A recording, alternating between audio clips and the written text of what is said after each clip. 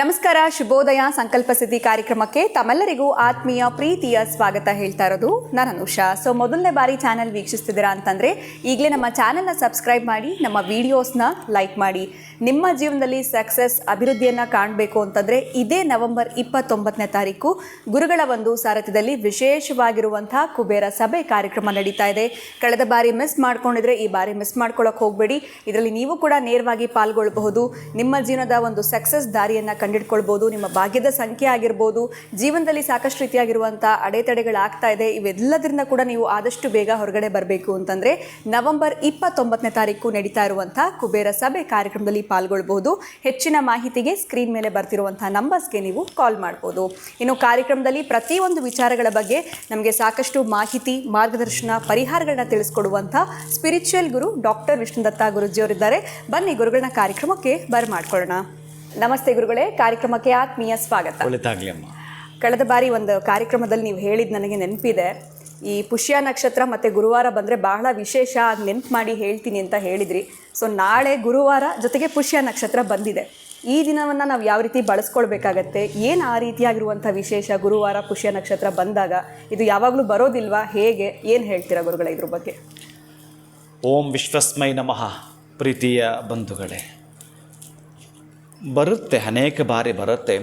ಆದರೆ ರಾಜಯೋಗದಲ್ಲಿ ಈ ಕಾರ್ತೀಕ ಮಾಸ ರಾಜಯೋಗ ಇರತಕ್ಕಂತಹ ದಿನಗಳಲ್ಲಿ ಅತ್ಯಂತ ಶಾಶ್ವತವಾಗಿ ಉಳ್ಕೊಳ್ತಕ್ಕಂತಹದ್ದು ಏನಾದರೂ ಒಂದು ನಾವು ಮಾಡ್ತೀವಿ ಅಂತಂದಾಗ ನೀವು ಪರೀಕ್ಷೆ ಮಾಡಿ ನೋಡಿ, ಯಾವ ಯಾವ ಹಂತದಲ್ಲಿ ನಮ್ಮ ಜೀವನವನ್ನು ಮಾಡಬೇಕಾದ್ರೆ ಎಡವಟ್ಟಂತೆ ಮಾಡಿಕೊಂಡಿರ್ತೀವೋ, ಅದು ಯಾವುದೇ ಸ್ತರದಲ್ಲಾಗಿರ್ಬೋದು, ನಿಮ್ಮ ಒಂದು ಮದುವೆ ದಿನಗಳಿಂದ ಹಿಡಿದು ಅಥವಾ ನೀವು ಮಾಡ್ತಾ ಇರತಕ್ಕಂತಹ ವ್ಯಾಪಾರಾದಿ ಅಭಿವೃದ್ಧಿಗಳಲ್ಲಿರ್ಬೋದು, ಎಲ್ಲಿ ಕುಂಠಿತ ಅಂತ ಕಾಣ್ತಾ ಇತ್ತೋ ಈ ಗುರು ಪುಷ್ಯಾರ್ಕ ಯೋಗವನ್ನು ಬಳಸ್ಕೊಳ್ತಕ್ಕಂತಹ ವಿಧಾನ ಹೇಗೆ ಅಂತಂದರೆ ಬಹಳ ಅದ್ಭುತವಾಗಿರತಕ್ಕಂಥದ್ದು. ಗುರುವಾರ ಪುಷ್ಯ ನಕ್ಷತ್ರ ಇದೆ ಎಂದು ಕೂಡಲೇ ಆ ದಿನಕ್ಕೆ ಬಹುಶಃ ಒಂದು 20-25 ದಿನಗಳಿಂದ ಪೂರ್ವ ತಯಾರಿ ಮಾಡ್ಕೊಳ್ತಾರೆ ಇವರೆಲ್ಲ ಕೂಡ.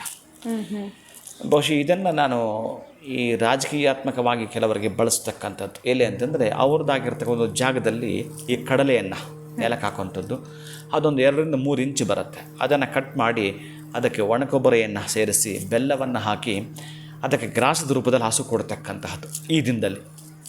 ಅಂದರೆ ಇದಕ್ಕಿಂದೇನೆ 120 days ಪ್ರಿಪ್ರೇಷನ್ ಮಾಡ್ಕೊಂಡು ಅದು ಮೊದಲೇ ಬಿಟ್ಟಿರಬೇಕು. ನಾವು 20 ದಿನಗಳ ಹಿಂದೆ, 1 ತಿಂಗಳಿಂದ ಬಿಟ್ಟಿದ್ದು ಅದು ಬಂದಾಗ, ಮೊಳಕೆ ಬಂದಾಗ ಅದನ್ನು ಕೊಡ್ತಕ್ಕಂಥ ಪದ್ಧತಿ ಇರುತ್ತೆ.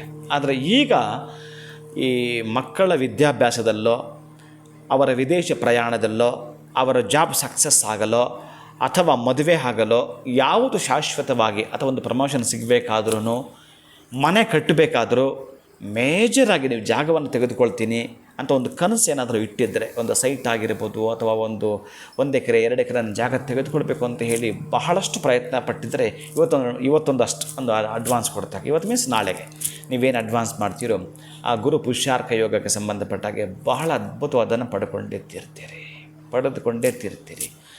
ಆದರೆ ಇಲ್ಲಿ ಇನ್ನೊಂದು ಚಮತ್ಕಾರ ಏನು ಅಂತಂದರೆ, ಒಂದು 11 ಗಿಡಗಳನ್ನು, ಅರಳಿ ಗಿಡಗಳನ್ನು ನೆಡಬೇಕು ಅಂತ ಹೇಳ್ತಾನೆ. ಯಾವಾಗ ನೀವು 11 ಗಿಡಗಳನ್ನೇನಾದರೂ ಕೂಡ ಅರಳಿ ಗಿಡಗಳನ್ನು ನೆಟ್ಟು ಅದಕ್ಕೆ ಗೊಬ್ಬರ, ನೀರುಣಿಸಿ ಅದನ್ನು ಪೋಷಣೆಯನ್ನು ಮಾಡಿದ್ದೇ ಆದರೆ ನಿಮ್ಮ ಜೀವಿತ ಕಾಲದಲ್ಲಿ ಗ್ರಹಗಾದಿಗಳು ನಿಮ್ಮನ್ನು ಬಾಧಿಸೋದಿಲ್ಲ. ಯಾವುದೇ ಕಾರಣಕ್ಕೂ ಈ ಗ್ರಹಗತಿಗಳ ತೊಂದರೆಯಿಂದಾಗಿರಬಹುದು, ಗ್ರಹ ಬಾಧೆಯಿಂದ ಬಳಲ್ತಕ್ಕಂತಹದ್ದು ಯಮಯಾತನೆಗಳು ಸಾಧ್ಯವೇ ಇಲ್ಲ.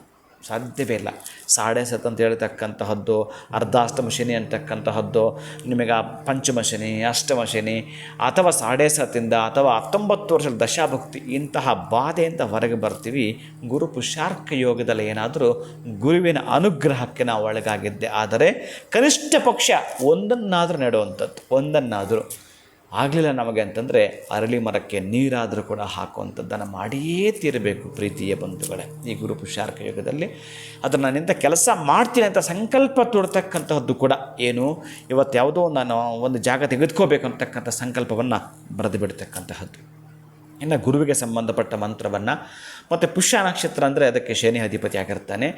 ಈ 2 ಮಂತ್ರಗಳನ್ನು ಸ್ವಲ್ಪ ಹೆಚ್ಚಿಗೆ ಹೇಳ್ಕೊಳ್ತಕ್ಕಂತಹದ್ದು. ಇನ್ನು ದಶರಥ ಕೃತ ಪೀಡಾ ಪರಿಹಾರ ಸ್ತೋತ್ರ ಆಮೇಲೆ ಗುರುವಿಗೆ ಸಂಬಂಧಪಟ್ಟಾಗಿರ್ತಕ್ಕಂಥ ಗುರು ದಕ್ಷಿಣಾಮೂರ್ತಿ, ಇಡೀ ಬ್ರಹ್ಮಾಂಡಕ್ಕೆ ಒಂದು ಶಕ್ತಿ ಕೊಡ್ತಕ್ಕಂತಹ ಮಂತ್ರ ಯಾವುದಾದ್ರು ಇತ್ತು ಅಂತಂದರೆ ಅದು ದಕ್ಷಿಣಾಮೂರ್ತಿ ಮಂತ್ರ ಅಂತಕ್ಕಂಥದ್ದು ಕೂಡ ಪ್ರೀತಿಯ ಬಂಧುಗಳೇ.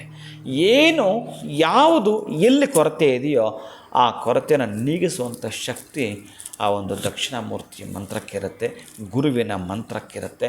ನಾಳೆ ಪುರುಷಾರ್ಕ ಯೋಗದಲ್ಲಿ ನೀವೇನಾದರೂ ಒಂದು ಬಂಗಾರವನ್ನು ಕನಿಷ್ಠ ಪಕ್ಷ ಒಂದಷ್ಟು ನಿಮಗೆ ಎಷ್ಟು ಸಾಧ್ಯವೋ ಅಷ್ಟು ಬಂಗಾರವನ್ನು ತೆಗೆದುಕೊಳ್ತಕ್ಕಂತಹದ್ದು ಕೂಡ, ಬೆಳ್ಳಿಯನ್ನು ತೆಗೆದುಕೊಳ್ತಕ್ಕಂಥದ್ದು ಕೂಡ, ಯಾವುದಾದ್ರೂ ಸರಿನೇ ಶಾಶ್ವತವಾಗಿ ಅಭಿವೃದ್ಧಿ ಆಗಬೇಕು. ನೀವು ನಾಳೆ ಒಂದಷ್ಟು ಬಂಗಾರವನ್ನು ತೆಗೆದುಕೊಂಡು ಪರೀಕ್ಷೆ ಮಾಡಿ. ಎಲ್ಲಿ ತನಕ ಪರೀಕ್ಷೆ ಮಾಡಬೇಕು?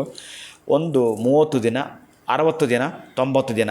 ಯಾರು ಈ ಗುರು ಪುರುಷಾರ್ಕ ಯೋಗದಲ್ಲಿ ಬಂಗಾರವನ್ನು ತೆಗೆದುಕೊಳ್ತಾರೋ ಅವರು 90 ದಿನದಲ್ಲಿ ಮತ್ತು ತೆಗೆದುಕೊಳ್ತಾರೆ, ಮತ್ತು ತೆಗೆದುಕೊಳ್ತಾರೆ. ಬೇಕಾದರೆ ಒಮ್ಮೆ ನೀವು ಪರೀಕ್ಷೆ ಮಾಡಿ ನೋಡಿ. ಇದು ಗುರು ಪುರುಷಾರ್ಕ ಯೋಗಕ್ಕಿರತಕ್ಕಂತಹ ಒಂದು ವೈಶಿಷ್ಟ್ಯವಾಗಿರತಕ್ಕಂಥ ಒಂದು ಶಕ್ತಿ ಅಂತ ಹೇಳಬಹುದೇನೋ. ಅಂತಹ ಪವರ್ ಇರ್ತಕ್ಕಂತಹ ದಿನ ಒಂದು ಸಾಮ್ರಾಜ್ಯವನ್ನು ಸೃಷ್ಟಿ ಮಾಡಬಹುದು. ಅಂತಹ ದಿಶಕ್ತಿ ಇರತಕ್ಕಂತಹ ದಿನದಲ್ಲಿ ಈ ಮಂತ್ರಾನುಷ್ಠಾನವನ್ನು ಮಾಡಿಕೊಳ್ತಾ ಅಥವಾ ಯಾರಾದರೂ ಕೂಡ ಈ ನಿತ್ಯಾಜ್ಞೆ ಅಂತ ಮಾಡ್ತಿರ್ತಾರೆ, ಅಂಥವ್ರ ಜೊತೆ ಆ ಒಂದು ಹೋಮದಲ್ಲೋ ಯಾಗದಲ್ಲೋ ಪಾಲ್ಗೊಳ್ತಕ್ಕಂಥದ್ದು ಇನ್ನು ಆ ಸಂಕಲ್ಪಕ್ಕೆ ಮತ್ತಷ್ಟು ಮೆರುಗು ಕೊಟ್ಟ ಹಾಗೆ, ಮತ್ತಷ್ಟು ಶಕ್ತಿಯನ್ನು ನೀವು ಪಡೆದುಕೊಂಡ ಹಾಗೆ ಪ್ರೀತಿಯ ಬಂಧುಗಳೇ. ಖಂಡಿತವಾಗ್ಲೂ ಗುರುಗಳೇ, ಈ ಗುರು ಪುಷ್ಯಾಮೃತ ಯೋಗದ ಕುರಿತಾಗಿ ನನಗಂತೂ ಗೊತ್ತಿರಲಿಲ್ಲ. ಇನ್ನು ನೀವು ಹೇಳಿದಂತಹ ಗುರುವಿನ ಮಂತ್ರ ಆಗಿರ್ಬೋದು, ಜೊತೆಗೆ ಬಂಗಾರವನ್ನು ಖರೀದಿ ಮಾಡುವಂಥ ವಿಚಾರವನ್ನು ತಿಳಿಸ್ಕೊಟ್ರಿ. ಅಕ್ಷಯ ತೃತೀಯದಲ್ಲಿ ಅಷ್ಟೇ ನಾವು ಖರೀದಿ ಮಾಡ್ತಾ ಇದ್ವಿ, ಆದರೆ ಗುರುವಾರ ಪುಷ್ಯ ನಕ್ಷತ್ರದ ದಿವಸ ಖರೀದಿ ಮಾಡಿದಾಗ ನಿಜವಾಗ್ಲೂ 60 ದಿನದಲ್ಲಿ ಅಥವಾ 90 ದಿನದಲ್ಲಿ ನಮಗೆ ಗೊತ್ತಾಗುತ್ತೆ, ಮತ್ತೆ ಖರೀದಿ ಮಾಡುವಂಥ ಚಾನ್ಸಸ್ ಇರುತ್ತೆ ಅಂತ ತಿಳಿಸ್ಕೊಟ್ಟಿದ್ದೀರಾ. ಒಂದು ರೀತಿಯಾಗಿರುವಂತಹ ಸಿಹಿ ಸುದ್ದಿ ಇದು ನಮ್ಮ ಹೆಣ್ಮಕ್ಳಿಗೆ ಅಂತಲೇ ಹೇಳ್ಬೋದು. ಅದ್ಭುತವಾಗಿರುವಂಥ ಮಾಹಿತಿನ ತಿಳಿಸಿದ್ದೀರಾ. ಧನ್ಯವಾದಗಳು ತಮಗೆ. ನಮಸ್ಕಾರ. ಹರೇ ಶ್ರೀನಿವಾಸ. ನಾಳೆ ಇರೋದ್ರಿಂದ ಇವತ್ತೇ ಗುರುಗಳು ತಿಳಿಸ್ಕೊಟ್ಟಿದ್ದಾರೆ. ಈ ಯೋಗ ಪದೇ ಪದೇ ಬರ್ತಾ ಇರೋದಿಲ್ಲ. ಸೊ ಗುರುವಾರ ಪುಷ್ಯ ನಕ್ಷತ್ರದ ದಿವಸ ನೀವು ಯಾವ ರೀತಿ ಏನೆಲ್ಲ ಕೆಲಸಗಳನ್ನ ಸಂಕಲ್ಪಗಳನ್ನ ಮಾಡ್ಕೊಳ್ಬೇಕು ಅಂತ ಕೂಡ ತಿಳಿಸ್ಕೊಟ್ಟಿದ್ದಾರೆ. ಇವತ್ತಿನ ವಿಡಿಯೋನ ಮುಗಿಸುವಂತಹ ಸಮಯ ಆಗಿದೆ. ನಮಸ್ಕಾರ.